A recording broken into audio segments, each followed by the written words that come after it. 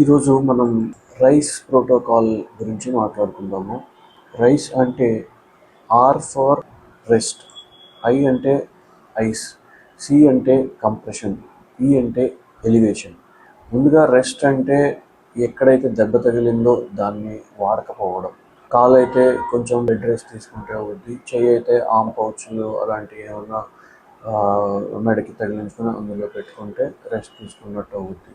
అలాగే నడుముకి ఏదైనా దెబ్బ తగిలినా కూడా బెడ్ రెస్ట్ తీసుకుంటే అవుద్ది. Next is ice. ఎక్కడైతే దెబ్బ తగిలిందో అక్కడ కొంచెం కొంచెంగా డైరెక్ట్ కాంటాక్ట్ పెట్టకుండా ఐస్ ప్యాక్లోనైనా లేదంటే ఏదైనా ఐస్, మీ ఫ్రిడ్జ్లో ఉండే ఐస్ క్యూబ్స్, నాప్కిన్లో నైనా ఏదైనా మైక్రో కవర్లోనైనా పెట్టి ఎక్కడ దెబ్బ తగిలిందో అక్కడ కొంచెం కొంచెంగా అద్దినట్టయితే కొంచెం పెయిన్ రిలీఫ్ వస్తుంది. మూడోది కంప్రెషన్. కంప్రెషన్ ఏంటంటే వాపు పెరగకుండా లేదంటే బ్లీడింగ్ ఏమన్నా ఉంటే దాన్ని ఆపడానికి మీ కర్చీఫ్ కానీ ఏదైనా టవల్ కానీ కొంచెం చుట్టూ పెడితే బ్లీడింగ్ అనేది కొంచెం ఇంటర్నల్ బ్లీడింగ్ అనేది కొంచెం ఆగి వాపు తగ్గే అవకాశం ఉంటుంది. కానీ ఇది ఒక డబుల్ ఎడ్జ్డ్ స్వార్డ్.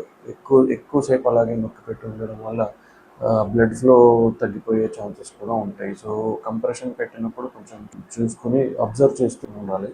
ఏంటంటే ఎలివేషన్, కింద ఎలాడితే బ్లడ్ హార్ట్కి రిటర్న్ అవ్వకుండా అక్కడే ఉండిపోయే ఛాన్స్ ఉండడం వల్ల వాపు ఎక్కువ అవుతూ ఉంటుంది. సో ఒకవేళ మీరు కాళ్ళకి ఏదైనా దెబ్బ తగిలితే పడుకున్నప్పుడు దాన్ని ఒకటి రెండు పిల్లోస్ తలగడల మీద పెట్టి వేళ్ళు అవన్నీ ఆడిస్తూ చేస్తూ ఉంటే వాపు పెరగకుండా ఉంటుంది.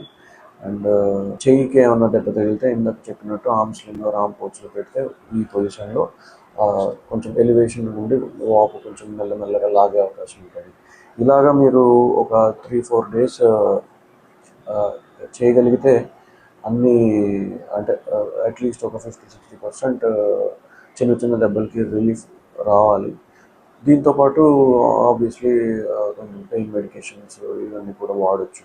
ఒకవేళ మరీ సివియర్గా ఉండి తగ్గట్లేదు అంటే డెఫినెట్లీ లోకల్లో ఉన్న ఆర్థోపెడిషియన్ అయినా ట్రామా సెంటర్కి అయినా వెళ్ళి చూపించుకోవడం బెటర్.